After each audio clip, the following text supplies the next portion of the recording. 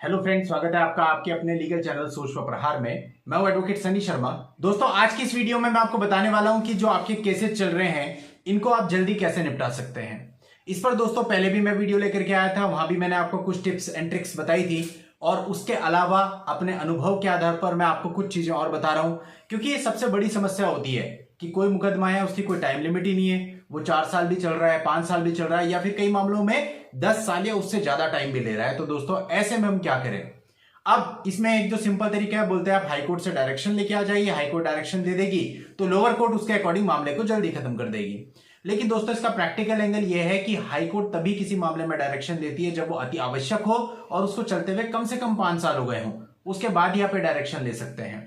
अब दोस्तों इसके अलावा और क्या रास्ते हैं जल्दी मुकदमा खत्म करवाने के, या फिर हम एक एंगल ये देखते हैं कि कोई ऐसा जजमेंट आया हो तो हम उस जजमेंट की हेल्प ले लें, लेकिन जजमेंट को भी मानना या ना मानना वो पूरी तरह से कोर्ट के हाथ में है। तो और क्या प्रैक्टिकल अप्रोच हो सकती है जिससे हम अपने मामलों को जल्दी खत्म करवा सकते हैं, अपना समय बचा सकते हैं? तो दोस्तों कुछ पॉइंट्स आज के इस वीडियो में मैं आपको बताऊंगा। अगर आप उन पॉइंट्स को फॉलो करते हैं तो निश्चित रूप में आप अपने मामलों का निपटारा जल्द करा सकेंगे, जल्द ही इनसे बाहर आ सकेंगे। तो दोस्तों पूरा ही वीडियो बहुत ही इंपॉर्टेंट होने वाला है, आखिरी तक सारे पॉइंट्स को आपको देखना है और समझना है। और यदि अभी तक आपने इस चैनल को सब्सक्राइब नहीं किया है तो इस चैनल को सब्सक्राइब करके नोटिफिकेशन बेल पर जरूर क्लिक कर लें, क्योंकि आप लोगों के लिए इस तरह के वीडियो हर रोज मैं लेकर के आता रहता हूं। तो चलिए दोस्तों अब इस पूरे मामले को समझते हैं, एक एक पॉइंट करके जानते हैं कि हमें क्या क्या करना चाहिए। अब देखिए दोस्तों, जब आप कोर्ट के अंदर जाते हो तो कोर्ट के अंदर कई सारे लोगों से आपका संपर्क होता है। उन लोगों में कौन कौन होता है? आप होते हैं, आपकी अपोजिट पार्टी होती है, आपके वकील साहब होते हैं, अपोजिट पार्टी के वकील साहब होते हैं, जज साहब होते हैं, पेशकार होते हैं, कोर्ट का स्टाफ होता है। अब सबसे पहली और इंपॉर्टेंट बात, आदमी क्या करता है, देखिए उसके अंदर पेशेंस नहीं होता और उसको पता नहीं होता कोर्ट कचहरी में कैसे काम होते हैं। तो जब नया नया केस पड़ता है तो आदमी सोचता है बस फटाफट अभी हो जाए सब कुछ, और उसको लगता है कि भाई इतना टाइम हो गया, मेरा तो कुछ भी नहीं हुआ। उसे ये नहीं पता कि लोगों को वो देखे कितने कितने सालों से लोग वहां कोर्ट कचहरी के चक्कर काट रहे हैं। तो वो इंपेशेंस होकर कई बार कोर्ट के स्टाफ के साथ बदतमीजी करता है। तो ये आपको बिल्कुल नहीं करना है, किसी भी तरह का मिसबिहेव आपको कोर्ट के किसी भी स्टाफ के साथ नहीं करना है। आप यकीन मानिए, यदि आप ऐसा कर देंगे ना तो आपका मामला 5 साल पीछे अपने आप चला जाएगा, क्योंकि उन लोगों का सपोर्ट आपके लिए बहुत जरूरी है। फाइल उन्हीं के हाथों से होके गुजरनी है, रिपोर्ट्स उन्हीं लोगों ने बना के लगानी है, जज साहब के सामने फाइल उन्होंने ही पेश करनी है। तो अगर आप इन्हीं लोगों से दुश्मनी मोल ले लेंगे तो कैसे ये लोग आपको सपोर्ट करेंगे, और ये लोग सपोर्ट नहीं करेंगे तो फिर आप आगे नहीं बढ़ पाएंगे, आप अपने मामलों में फेवरेबल डिसीजन नहीं ले पाएंगे। इसलिए आपको किसी भी प्रकार का मिसबिहेव नहीं करना है किसी के साथ, और पेशेंस रखना है कोर्ट में। अगली इंपॉर्टेंट बात दोस्तों, आपने अपने वकील साहब करे हैं ये तो अच्छा है, और साथ ही साथ आपको ये ध्यान रखना है कि जो वकील साहब आप कर रहे हो वो उस पर्टिकुलर फील्ड से रिलेटेड हो, यानी वो उसी फील्ड का काम करते हो जिस फील्ड का मुकदमा आप उनको दे रहे हो। ऐसा नहीं होना चाहिए कि आपका कोई क्रिमिनल मामला है और आप ऐसे वकील साहब के पास जा रहे हो जो कि सिविल देखते हैं, या फिर आपका सिविल का मामला है तो आप ऐसे वकील साहब के पास जा रहे हो जो क्रिमिनल देखते हैं। तो दोस्तों ये जो मैट्रिमोनियल मामले होते हैं इनमें चूंकि क्रिमिनल मामले काफी होते हैं, 498A होता है, 376, 354 भी कई बार होता है। और दोस्तों इस तरह के मामले जो होते हैं ये क्रिमिनल एडवोकेट देखता है, और जो आपके टाइटल सूट होते हैं, समरी सूट होते हैं, यानी सिविल से रिलेटेड, प्रॉपर्टी से रिलेटेड जो मामले होते हैं वो सिविल एडवोकेट देखता है। तो फर्स्ट ऑफ ऑल आप जिन भी एडवोकेट के पास जा रहे हैं उनकी स्पेशलिटी आप मालूम कर लीजिए कि वो किस तरह के मामलों को डील करते हैं, क्योंकि किसी अच्छे बॉलर से आप बोलेंगे कि वो छक्का मार दे तो वो उसके लिए पॉसिबल नहीं है। वो बॉलिंग करके विकेट ही उड़ा सकता है, और जो अच्छा बैट्समैन होता है वो अच्छी बैटिंग कर सकता है। और कई ऐसे खिलाड़ी होते हैं जो कि ऑलराउंडर होते हैं, लेकिन उनको ढूंढना फिर काफी मुश्किल होगा इतनी भीड़ में। तो मैं यही कहूंगा कि जो स्पेशलिटी जिसकी है आप उसके पास जाइए, उसका अनुभव देखिए, उसके बारे में जानकारी हासिल कीजिए, और सब कुछ जांचने परखने के बाद जब आपको विश्वास हो जाए कि वकील साहब आपके मामले के हिसाब से फिट बैठते हैं तो आप उनको अपॉइंट कीजिए, क्योंकि वकील साहब का बहुत इंपॉर्टेंट रोल है आपके इस मामले को जल्दी निपटाने में और सही तरीके से निपटाने में। अगला इंपॉर्टेंट पॉइंट दोस्तों कि आप अपने मुकदमे की पैरवी जरूर करें, यानी कि मुकदमे की पैरवी का मतलब है कि आप अपनी हर डेट को ध्यान में रखें। अपनी डेट से 2 दिन पहले अपने वकील साहब से संपर्क करें कि वकील साहब क्या होना है इसमें, क्योंकि देखिए वकील साहब के पास तो बहुत सारे मामले होंगे। यदि आप खुद इनिशिएटिव नहीं लेंगे तो उनके पास इतना टाइम नहीं होगा, या कई बार ध्यान में भी नहीं रहता कि वो आपको हर डेट पे फोन करके बताएंगे कि आपकी डेट ये है और आपकी डेट में ये होना है। तो यदि आप इस भरोसे रहते हैं तो कई बार आपके मामलों में अनावश्यक रूप से देर होती है।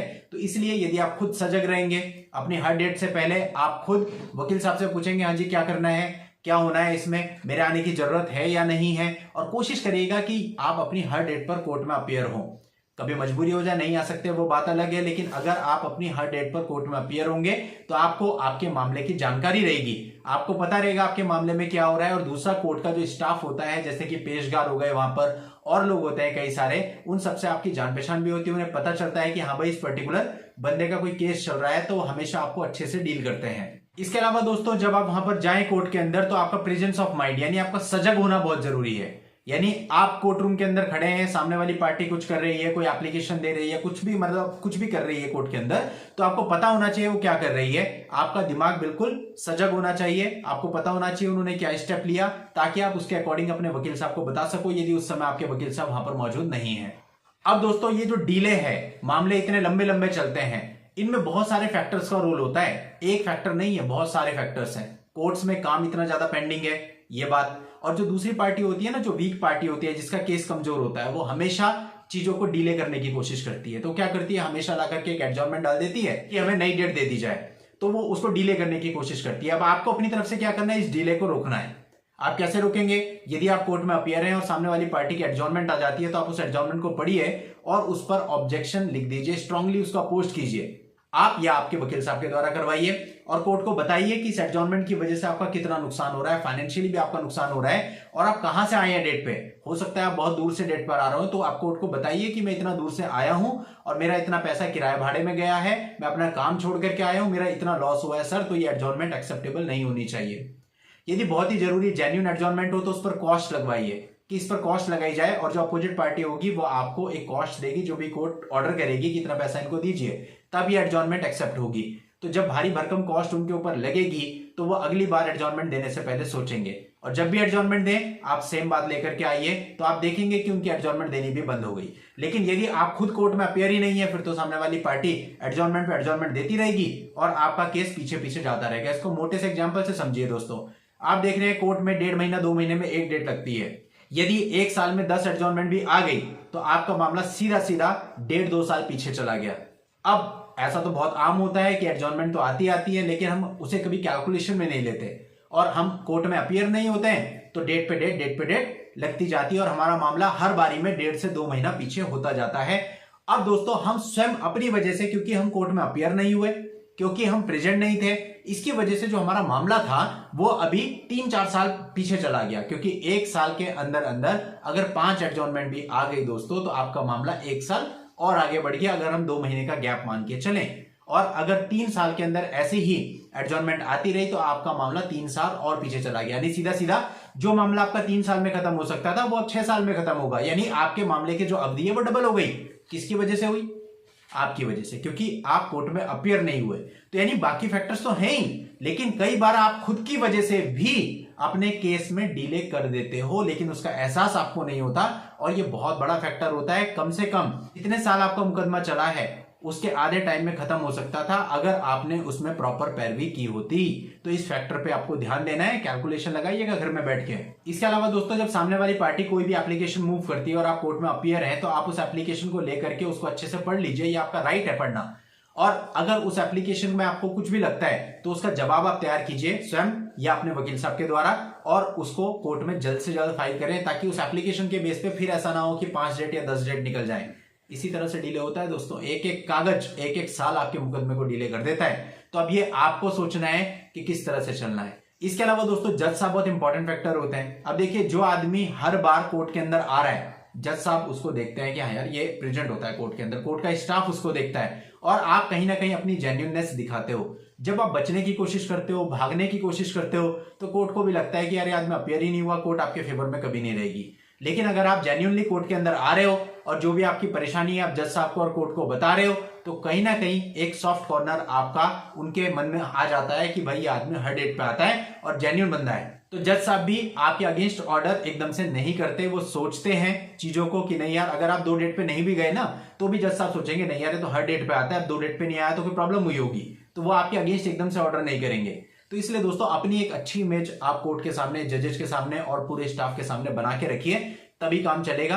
अगर आप कोर्ट में अपनी छवि खराब कर लेते हैं जज साहब के सामने, तो दोस्तों आप ध्यान रखिएगा, अगर सब कुछ आपके फेवर में होगा ना, तब भी ऑर्डर आपके फेवर में नहीं होगा, वो ऑटोमेटिकली होगा। ये प्रक्रिया, ये मैं आपको अपने अनुभव से बता रहा हूं और आपको यकीन दिलाता हूं कि अगर आप इन सारी बातों पर फोकस कर ले तो आप अपने मामलों को बहुत ही जल्दी निपटा सकते हैं और इस पचड़े से बाहर आ सकते हैं। यानी जो आप सोच रहे हैं कि आपके लिए अब हेडेक बन चुका है, फ्रस्ट्रेशन बन चुकी है, उस फ्रस्ट्रेशन को आप तुरंत खत्म करके अपने अपने मुकदमों को जल्द से जल्द निपटा करके इससे बाहर आ सकते हैं। तो और दोस्तों, इसके अलावा यदि आपकी कोई पर्सनल समस्या हो तो उसके लिए आप मुझे कांटेक्ट कर सकते हैं। इस वीडियो के नीचे डिस्क्रिप्शन में मेरा व्हाट्सएप नंबर दिया हुआ है, उस व्हाट्सएप नंबर पर आपको एक व्हाट्सएप मैसेज डालना है और अपनी अपॉइंटमेंट लेकर आप मुझसे मिल भी सकते हैं, बात भी कर सकते हैं। नेक्स्ट वीडियो में नई लीगल जानकारी के साथ मैं आपसे फिर मिलता हूं, तब तक के लिए goodbye and thank you for watching.